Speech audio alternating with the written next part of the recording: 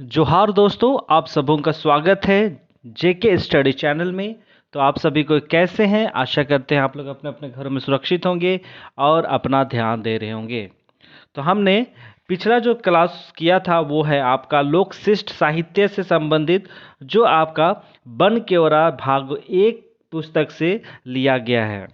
तो आज हम लोग बन केवरा भाग 1 का भाग 2 में जाएंगे और आज हम लोग लगभग 15 क्वेश्चन को सॉल्व करेंगे।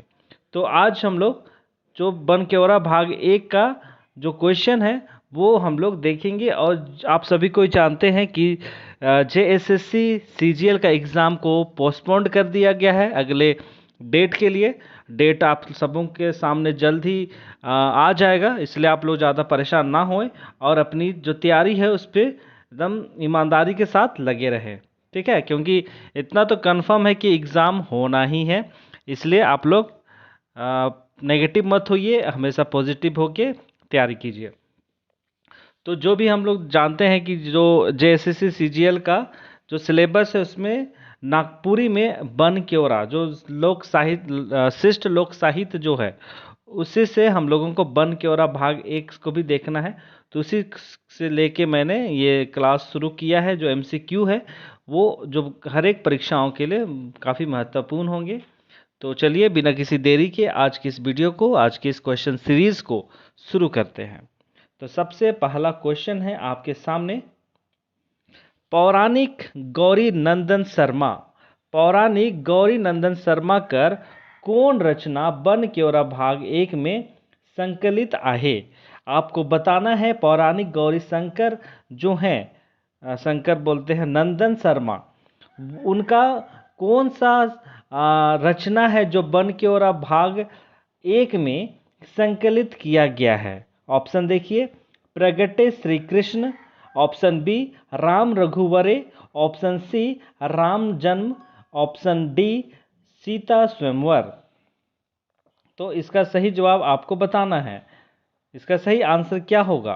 तो इसका सही आंसर होगा ऑप्शन नंबर सी राम जन्म। और माफ कीजिएगा, राम जन्म नहीं होगा, इसका सही आंसर होगा आपका ऑप्शन नंबर बी राम रघुवरे।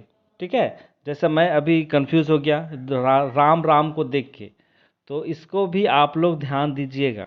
ठीक है, ध्यान दीजिएगा, कहीं कि ऑप्शन में भी आप सबों को दे दिया जा सकता है मिलता जुलता नाम, तो उसको लेके आपको कंफ्यूज होकर हड़बड़ाहट में टिक नहीं कर देना है। ठीक है, जैसा मैंने अभी किया, लेकिन मैं यहाँ पे अपने आप को सुधार सकता था, लेकिन आप लोग वहाँ नहीं सुधार सकते हैं। ठीक है, तो इसलिए आप लोग ध्यान दीजिएगा। चलिए अगला क्वेश्चन है,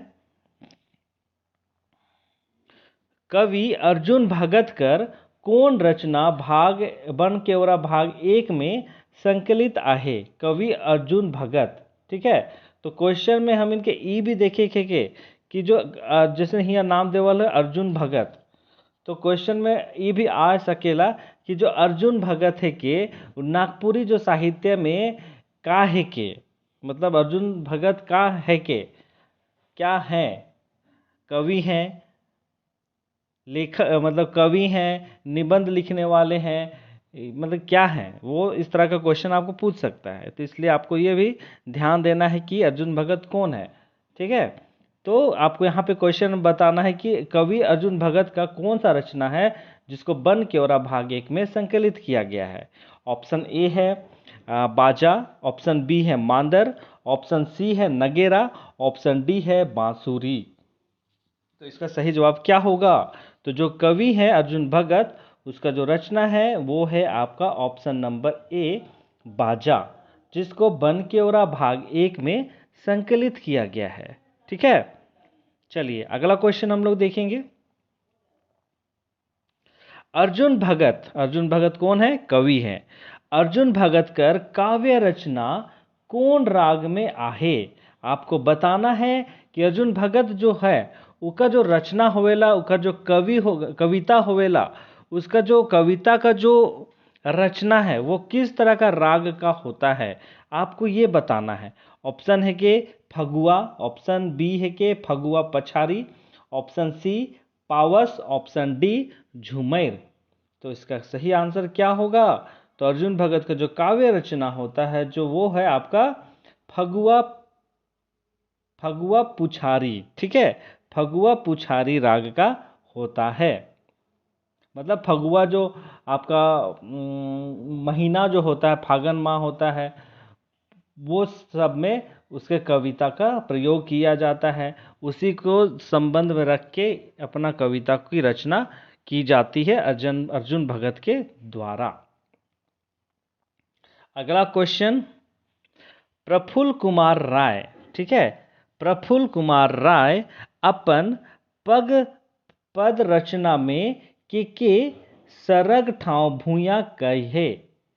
प्रफुल्ल कुमार राय अपन पद रचना में के मतलब किसे सरग ठाव भूया कहे। ऑप्शन ए है भारत देश, ऑप्शन बी है जन्मभूमि, ऑप्शन सी है झारखंड, ऑप्शन डी है आपका छोटा नागपुर। तो इसका सही आंसर क्या होगा? इसका सही आंसर होगा ऑप्शन नंबर बी, जन्मभूमि को प्रफुल्ल कुमार राय ने अपनी जो पद रचना जो होती है उसमें जन्मभूमि को सरग ठाव भूया कहे हैं। और सरग ठाव भूया क्या होता है? सरग मतलब होता है आपका स्वर्ग, ठीक है। सरग, नागपुरी में हम लोग स्वर्ग को सरग लिखते हैं। ठाव का मतलब होता है जगह, और भूया का मतलब क्या होता है? भूया का मतलब होता है भूमि या जमीन, ठीक है। तो जन्मभूमि को ही कहा है स्वर्ग जैसा भूमि, अपना जन्मभूमि को। चलिए अगला क्वेश्चन, प्रफुल्ल कुमार राय अपन कविता में का पावे चाहे ना। अपना कविता में वो लोगों के द्वारा क्या देखना चाहता है, अपनी कविता में वो क्या देखना पसंद करता है प्रफुल्ल कुमार राय ने, ये पूछा है। ऑप्शन है क्या रिंग चिंगिया पेपला, रिंग चिंगिया भूया, रिंग चिंगिया दुनिया, या ऑप्शन नंबर डी रिंग चिंगिया सपना। तो ये है कि इसका सीधा answer option number A ring चिंगिया पेपला, ठीक है। तो इस पे आप लोग थोड़ा सर्च मार लीजिएगा कि रिंग चिंगिया पेपला क्या होता है, ठीक है। जहाँ पे नहीं होगा तो मैं कोशिश करूँगा कि आप लोगों को इसका बता सकूँ अगले क्लास में।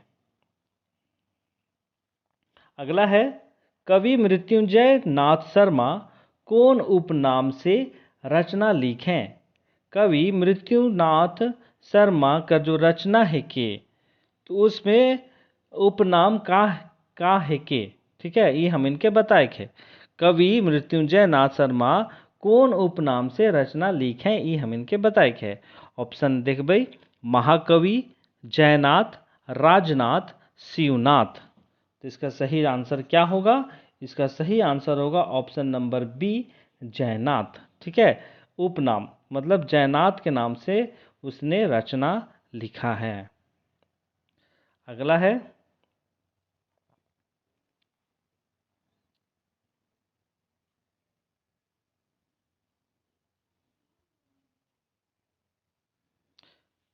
शिव अवतार चौधरी नामक कवि कर कौन रचना बन क्योरा में प्रकाशित हुई है।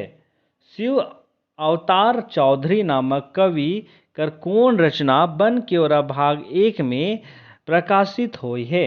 ऑप्शन देख भाई, परमवीर जतरा भगत, परमवीर बहुरा एक्का, परमवीर अल्बर्ट टोपनो, परमवीर अल्बर्ट एक्का।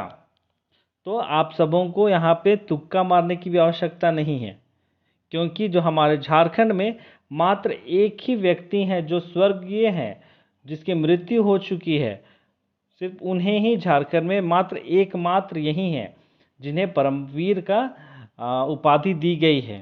तो और वो हैं हमारे परमवीर अल्बर्ट एक्का, जो भारत पाकिस्तान युद्ध में, कारगिल युद्ध में वे शहीद हो गए थे, ठीक है। और उसी के नाम पे शिव अवतार चौधरी द्वारा कविता की रचना की गई परमवीर अल्बर्ट एक्का नाम से, जिसको बन क्योरा भाग 1 में प्रकाशित किया गया है। और उसी से संबंधित है अगला क्वेश्चन, सेना नायक अल्बर्ट एक्का को कौन वीरता पुरस्कार मिल रहे। ठीक है, अभी ही इसका आंसर मैंने बता दिया है पिछला क्वेश्चन में। तो इसका आंसर क्या होगा? तो इसका आंसर होगा ऑप्शन नंबर सी, परमवीर चक्र से उन्हें मतलब पुरस्कार प्रदान किया गया है मरणोपरांत। ठीक है,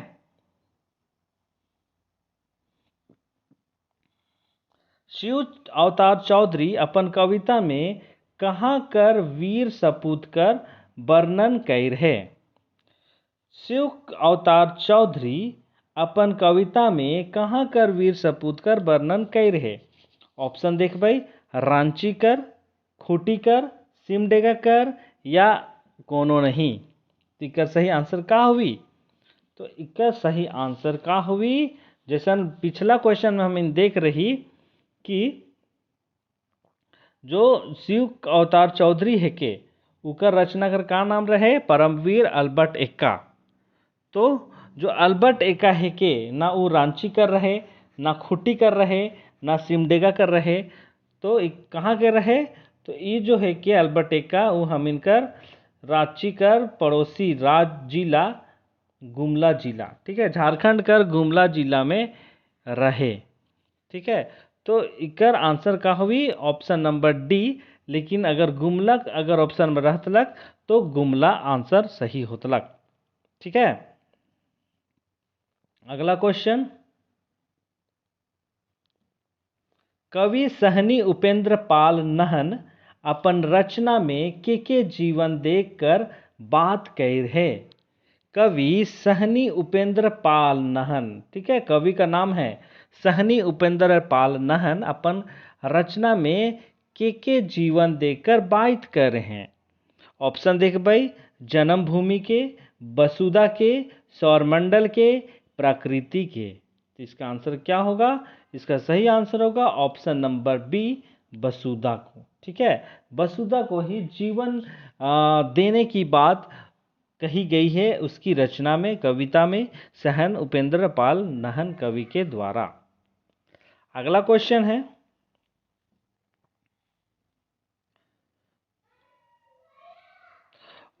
है, सहनी उपेंद्र पाल नहन अपन रचना में कौन छंद, ठीक है, ये छंद होगा, कौन छंद कर वर्णन कैर हैं? उपेंद्र पाल नहन द्वारा जो कर रचना रहे तो किस तरह का छंद का वर्णन किया गया है उसकी रचना में? ऑप्शन है लौकिक, वैदिक, मद्रकांता, ध्रुत, विलिम्बिका। तो इसका आंसर होगा आपका ऑप्शन नंबर सी, मद्रकांता। ये एक छंद का प्रकार है, तो मद्रकांता छंद का प्रकार है। तो अपनी रचना में सहनी उपेंद्र पाल नहन ने इसका प्रयोग किया है। अगला है, संगे चलब शीर्षक, ये आपका शीर्षक है संगे चलब। संगे चलब शीर्षक रचना में कवि का के फूके कर बात कह रहे?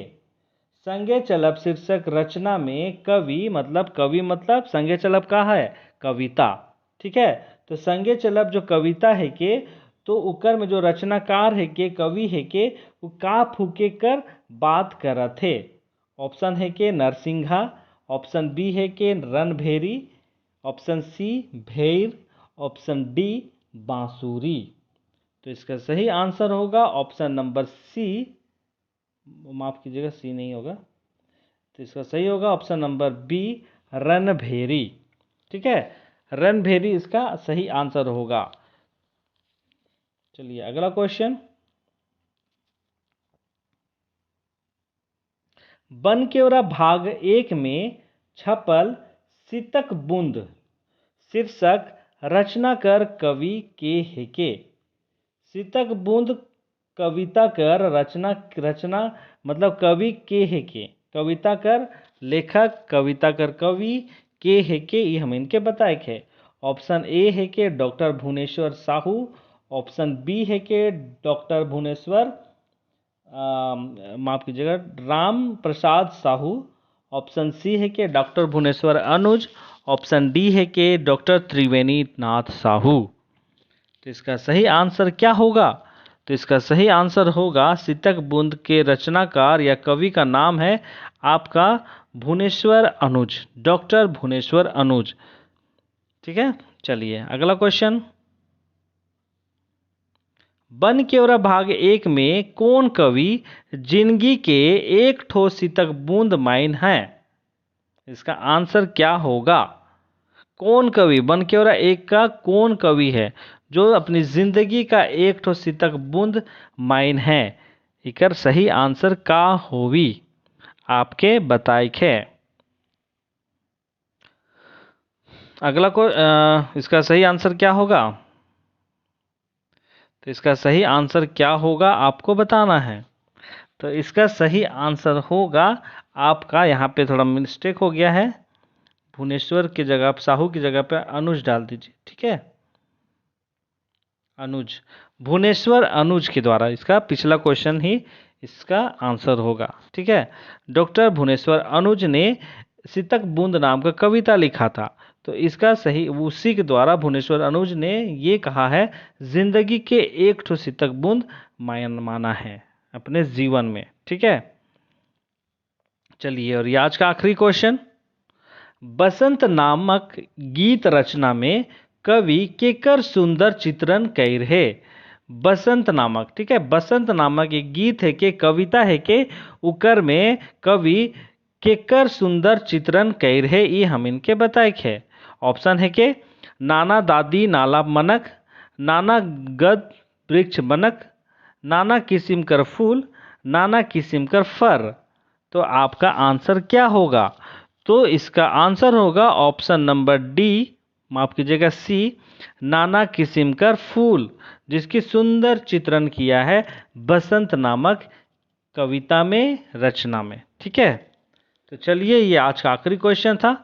आप सबों को वीडियो कैसा लगा? वीडियो अगर आप लोगों के लिए नॉलेजेबल लगा है तो वीडियो को लाइक करना ना भूलें, वीडियो को शेयर करना ना भूलें। ठीक है, मेरे लिए आप इतना कर दीजिए, मैंने क्योंकि आप सबों के लिए काफ़ी मेहनत किया है, तो इसलिए इसको आप लोग ज़्यादा से ज़्यादा शेयर कीजिए, मुझे मोटिवेट कीजिए, ताकि मैं अपने वीडियो का क्वालिटी में और अधिक सुधार करूं और अलग तरीके से मैं प्रस्तुत करने के लिए और मोटिवेट हो सकूं। तो इसलिए आप लोग मेरा सपोर्ट कीजिए और वीडियो को ज़्यादा से ज़्यादा लाइक कीजिए, ज़्यादा से ज़्यादा शेयर कीजिए, और जो नए हैं वो लोग चैनल को सब्सक्राइब करना ना भूलें और साथ ही बेल आइकन को प्रेस करना ना भूलें, ताकि जो भी मैं वीडियो डालूं उसका नोटिफिकेशन आप तक पहुंच सके। तो चलिए आज के सेशन को, आज के वीडियो को यहीं पे समाप्त करते हैं। और बन के और भाग 1 का, या भाग 2 था, तो भाग 3 मैं कल मतलब मंडे को, सोमवार को मैं आप समूह के समक्ष प्रस्तुत करूंगा। तो आप लोग बने रहिए जेके स्टडी चैनल के साथ और इसी तरह मेरा सपोर्ट करते रहिए और अपना ध्यान दीजिए। तब तक आप लोग अपने घरों में रहिए, सुरक्षित रहिए और अपना ध्यान दीजिए। बहुत बहुत धन्यवाद।